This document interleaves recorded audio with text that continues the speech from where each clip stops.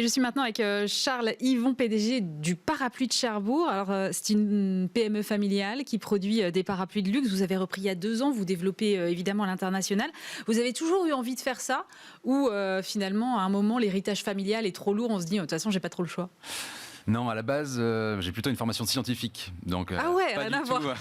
rien à voir avec le parapluie, mais finalement, un petit peu quand même, parce que dans la résistance des matériaux, le parapluie, c'est un volume en 3D. Donc, voilà, il faut être au courant pour avoir les meilleures résistances possibles, pour avoir un produit solide qui dure dans le temps. Je lisais qu'il n'y a pas d'école de parapluie en France, c'est vrai ça? Et oui, c'est vrai. Alors, le parapluie, la fabrication d'un parapluie, c'est un métier d'art. Ouais. Mais il n'y a pas d'école. Alors, il y a des écoles de couture, de modélisme, avec qui on travaille en un partenariat étroit.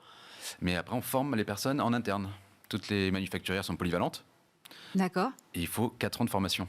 4 ans de formation. Voilà. Ah ouais, donc c'est un investissement, parce que si vous recrutez quelqu'un qui vous lâche au bout d'1 an... Il faut éviter le turnover, quoi. Ouais, c'est ça. C'est juste ça. Mais après, il y a une super ambiance. Et puis, on fait ce qu'il faut pour qu'il y ait une belle ambiance et les personnes restent dans l'entreprise. Et ça, c'est le fondamental. Et vous êtes combien, là, maintenant? Là, on est plus de 25 personnes. D'accord. Quand vous avez repris, j'ai vu que vous avez dit à votre père, qui a fondé l'entreprise, de plus mettre les pieds dans l'entreprise, c'est vrai, ça? Je pense que c'est important pour lui, pour pouvoir se reposer, pour être vraiment en retraite. C'était pour lui ou c'était pour vous? Les deux, pour tout le monde. Pour les salariés, pour moi aussi que je prenne avant la position, et puis pour lui qui puisse voyager et puis profiter de sa retraite. Je pense que c'était important aussi, parce qu'il y avait des choix stratégiques à mettre dans l'entreprise un peu importants pour développer le réseau retail, pour développer les ventes web, pour continuer les ventes aussi en B2B. On fait beaucoup de cadeaux d'affaires avec de belles maisons.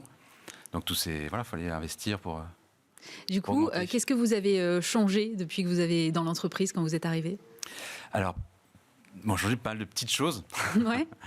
Un peu d'investissement machine. Ouais. On a renouvelé le parc machine. On a refait le chemin de production pour avoir une production plus fluide. On a créé une plateforme de stockage. Donc, c'est-à-dire que là, on a 2000 parapluies en stock. D'accord. Avant, on avait, 200 ou 300 maximum. C'était juste les stocks, c'était en boutique. Maintenant, on a une plateforme pour répondre plus vite pour les revendeurs, pour répondre plus vite pour le site internet. Ouais. Qui, en 2 ans, le site internet, on a fait x6. Ah oui, quand même. Donc il faut le gérer. On passe de 3 expéditions par jour au moment de Noël à plus de 100, 200 expéditions dans la journée. Et qu'est-ce que vous n'avez pas changé alors? Qu'est-ce qu'on n'a pas changé? Le savoir-faire. Je pense que c'est la base de l'entreprise. On est situé à Cherbourg, en plein centre-ville. Il y a un savoir-faire qui est extraordinaire. On a le label Entreprise du patrimoine vivant, qui est un label d'État qui reconnaît notre savoir-faire d'excellence. Là, tout récemment, il n'y a même pas une semaine, on vient de recevoir la certification Origine France Garantie. Ah. Donc, on a envie d'avoir un savoir-faire, de le transmettre. C'est important. Je travaille beaucoup avec les écoles pour former des personnes à fabriquer les parapluies. Mais ça ouvre à beaucoup de choses parce qu'on apprend comment marche une surjeteuse, comment marche une machine plate, comment marche la broderie. On a un super savoir-faire en broderie aussi. On a intégré dans l'entreprise.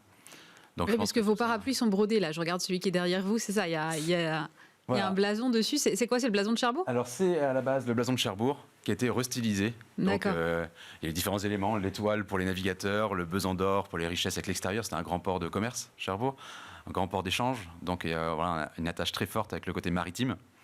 Et le blason rend hommage à ce passé de Cherbourg et qui aussi, en ce moment, parce que on a beaucoup de croisières, il y a un beau port de pêche, de plaisance. Voilà. D'accord.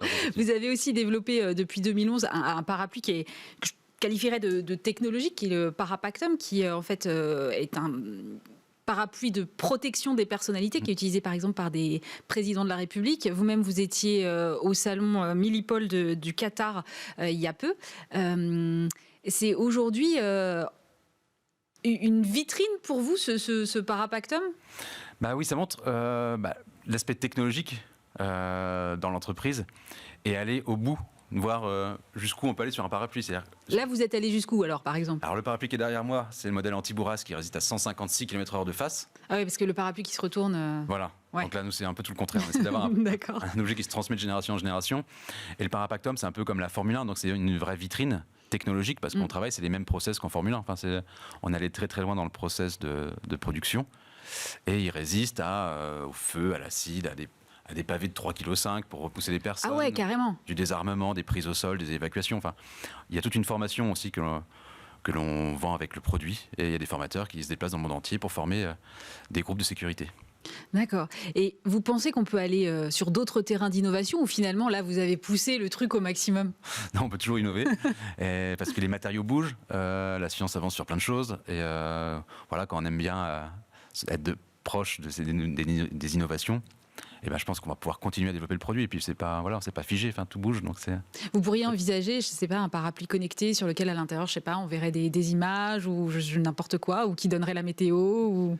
Et oui, on peut tout imaginer après. On a pas mal c'est marrant, sur le site internet, on a beaucoup de personnes qui envoient des idées. Des idées. Ah, c'est génial. Donc c'est super marrant. Voilà, des docteurs, des médecins, tout type de personnes. Voilà, qui nous envoient est-ce que vous pouvez faire un parapluie telle couleur, telle forme, avec un GPS dedans, on imagine ce qu'on veut, quoi. C'est super, finalement c'est un terrain de jeu. Oui, tout à fait, ouais. Mais on a la taille de l'atelier pour justement jouer et être réactif. C'est une de nos forces, fabriquer en France, c'est bien.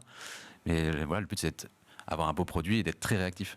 Depuis que vous avez repris la société il y a 2 ans, je crois que votre chiffre d'affaires il a augmenté de 60%. Vous allez aller jusqu'où alors? Oui, on continue à développer. Je pense qu'on y va step by step. On le finance avec, on l'autofinance, donc il n'y a pas moins de risques. Ouais. Voilà, c'est plus facile de développer comme ça. Et je pense que y aller step by step. Avoir les piliers à chaque étage de l'entreprise et de se staffer pour continuer et pérenniser. C'est le but. Votre ambition à moyen terme, c'est quoi alors? L'ambition à moyen terme, c'est continuer cette même croissance. Parce que c'est une croissance qui est là sur... si on continue cette croissance-là, c'est bien. Oui, j'imagine, on ne va pas dire le contraire. Qu'est-ce que vous donneriez comme conseil à des gens qui veulent reprendre des entreprises, que vous avez repris celle de votre père? Oui, je pense que déjà, ce qui compte, c'est l'investissement, l'envie. Et quand on fait un métier où on est passionné, ça se fait... pas tout seul, mais au moins c'est plus facile d'y aller tous les jours, quoi. Charles Yvon, PDG du Parapluie de Cherbourg, merci d'avoir été avec nous. C'est la fin de cette émission. Dès lundi, vous retrouvez Stéphane Soumier. Nous, on se retrouve vendredi prochain. Passez un très bon week-end sur Bismart.